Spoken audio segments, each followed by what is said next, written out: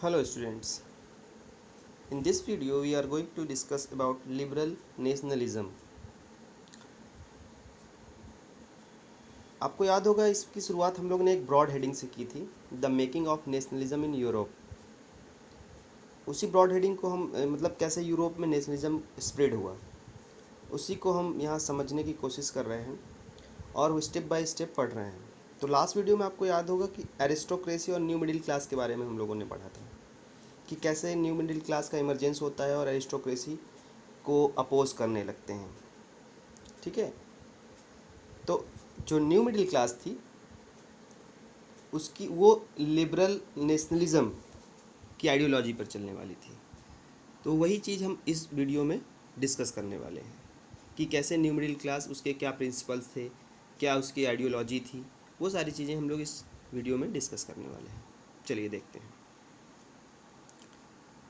What did liberal nationalism stand for? Liberal nationalism का क्या मतलब है? Ideas of national unity in early 19th century. Europe were closely allied to the ideology of liberalism. The term liberalism derived from the Latin word liber. ये liberalism जो है ये Latin word Libre से बना हुआ है, जिसका मतलब क्या होता है? फ्री।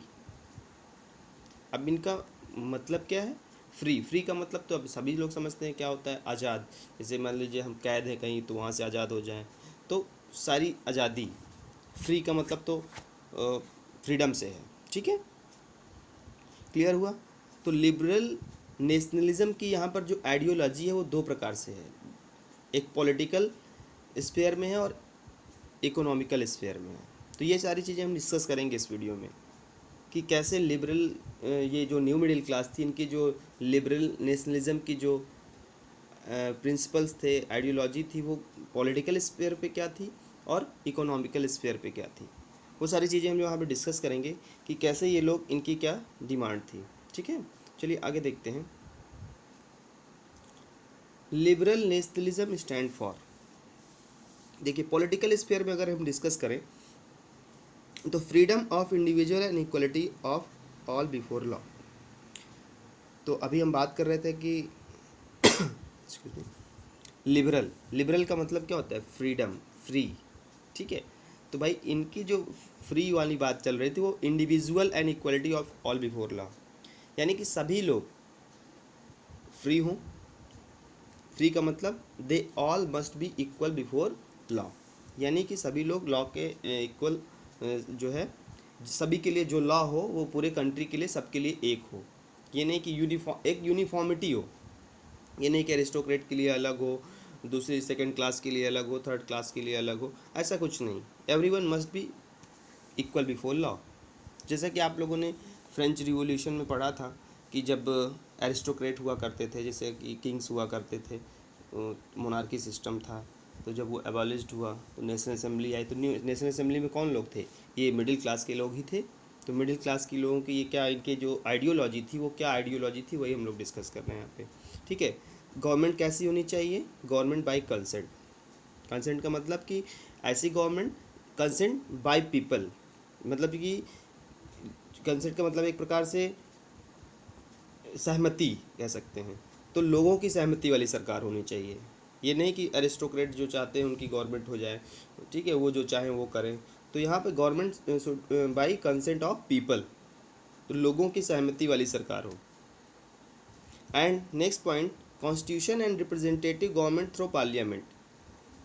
गवर्नमेंट जो है वो कॉन्स्टिट्यूशनल गवर्नमेंट होनी चाहिए, रिप्रेजेंटेटिव फॉर्म ऑफ गवर्नमेंट होनी चाहिए, पार्लियामेंट्री फॉर्म ऑफ गवर्नमेंट होनी चाहिए। क्लियर हुआ? रिप्रेजेंटेटिव फॉर्म ऑफ गवर्नमेंट मतलब कि सभी लोग अपने रिप्रेजेंटेटिव को इलेक्ट कर सकें और वो रिप्रेजेंटेटिव पार्लियामेंट में जाकर उनकी बात को रख सकें, ऐसा पार्लियामेंट हो। और कॉन्स्टिट्यूशन होना चाहिए, कॉन्स्टिट्यूशन में कुछ ऐसी बातें लिखी होनी चाहिए जो उस कॉन्स्टिट्यूशन को फॉलो किया जाए गवर्नमेंट के थ्रू, गवर्नमेंट उसको फॉलो करे, कॉन्स्टिट्यूशनल गवर्नमेंट हो। आपको याद होगा जब नेशनल असेंबली बनी थी तो कॉन्स्टिट्यूशन भी बनाया गया था। ठीक है, रिप्रेजेंटेटिव फॉर्म ऑफ गवर्नमेंट थी, एक्टिव सिटीजन को इलेक्ट करते थे, पार्लियामेंट भी था, ठीक है, लेजिस्लेचर था, जुडिशरी थी, याद है? तो ये सारी चीज़ें होनी चाहिए। Next one, end of autocracy and clerical privileges. Autocracy समाप्त होनी चाहिए। अब ऑटोक्रेसी क्या है? ऑटोक्रेसी आप समझते हैं, जैसे कि किंग है, किंग के पावर जो है एक डिस्पोटिक पावर होती है उसके पास, तो मतलब वो जो चाहे वो करता है, वो किसी की सुनता नहीं है, ठीक है, तो जो चाहे वो इम्पोज कर सकता है कंट्री पर, तो ये ऑटोक्रेसी समाप्त होनी चाहिए।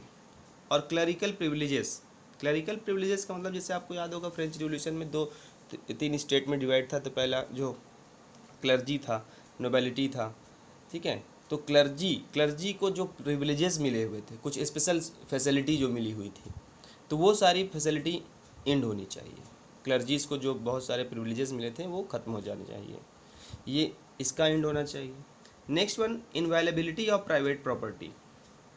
प्राइवेट प्रॉपर्टी को इनवायलेबिलिटी होनी चाहिए। इनवायलेबिलिटी का मतलब कि उनकी प्राइवेट प्रॉपर्टी मतलब किसी की भी जो निजी संपत्ति है उसको कोई छीन ना सके उनसे, एक ऐसी गारंटी होनी चाहिए कि जो है कि जैसे मान लीजिए हमारे पास ज़मीन है, हमारी संपत्ति है, तो वो हमसे कोई ले ना सके, एक ऐसी गवर्नमेंट इसे सिक्योरिटी दे हमें, तो प्राइवेट प्रॉपर्टी की एक सिक्योरिटी होनी चाहिए, उसे कहते हैं इनवायलेबिलिटी ऑफ प्राइवेट प्रॉपर्टी, ठीक है। तो ये तो सारी हो गई क्या, लिबरल नेशनलिज्म की जो है आइडियोलॉजी या प्रिंसिपल कह सकते हैं पॉलिटिकल स्फीयर लेवल पर, तो ये सारी चीज़ें थी, ठीक है।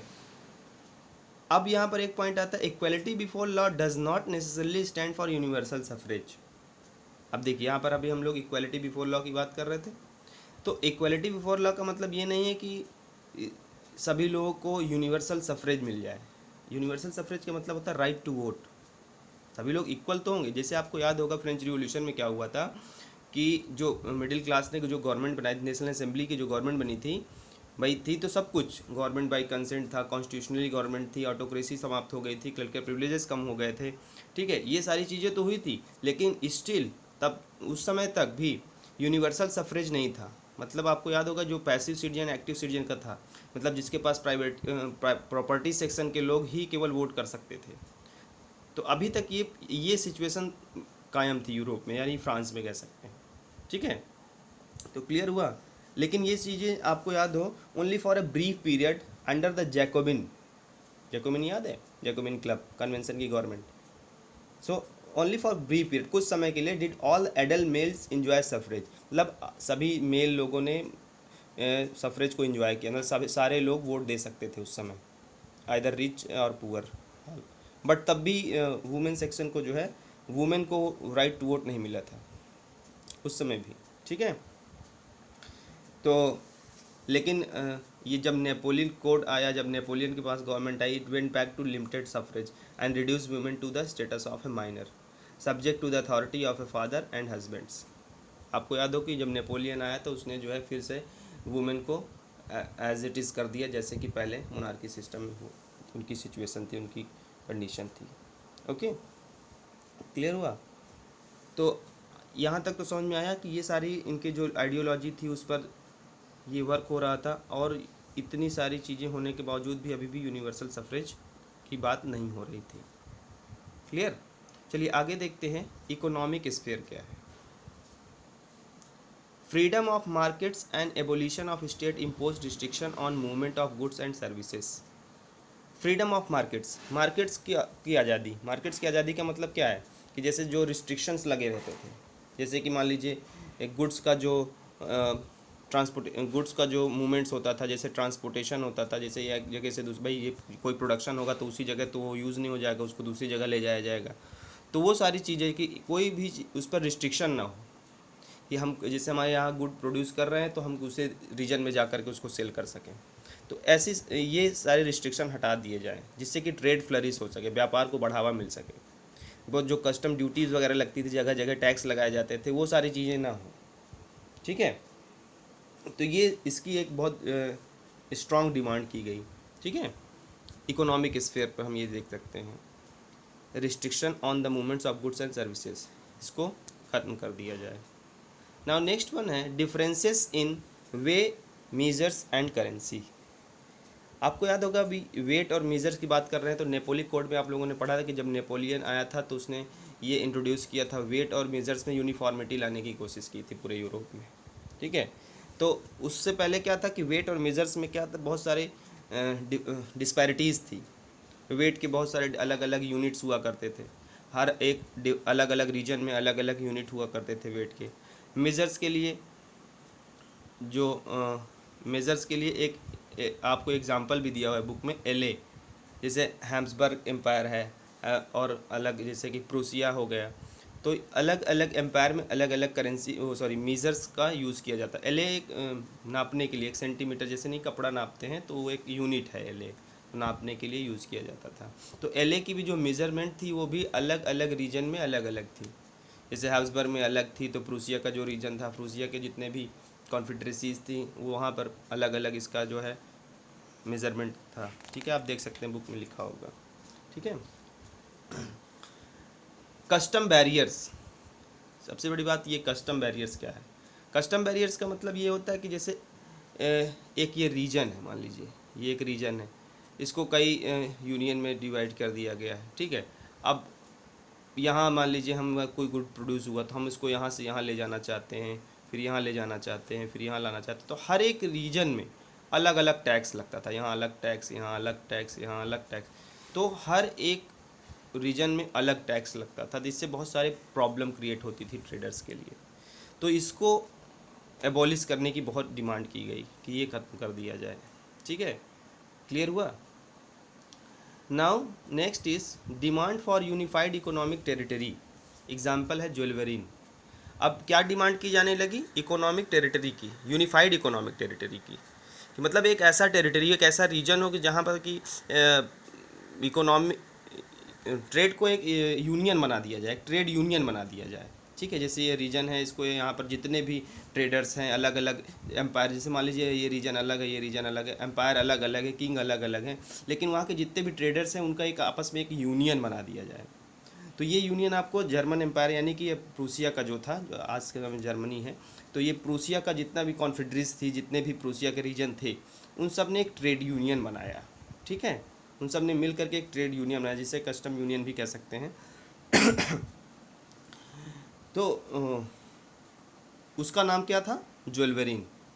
अब ज्वेलवेरिन ने क्या किया पता है आपको, इसके जब यूनियन बन गया तो इसने जितने भी करेंसीज थे, डिफरेंट डिफरेंट करेंसीज थी, ये कब बना था आपको बता दें, 1834 में। ठीक है, बुक में लिखा है, आप इसको याद कर लीजिएगा, 1834 में ये इस्टेब्लिश्ड हुआ था। अब ये जितने भी जब ये बन गया तो जितने भी डिफरेंट डिफरेंट कंट्रीज़ थी अलग अलग रीजन में, उन लगभग 30 करेंसीज़ को कम करके इसको 2 करेंसीज़ में कन्वर्ट कर दिया।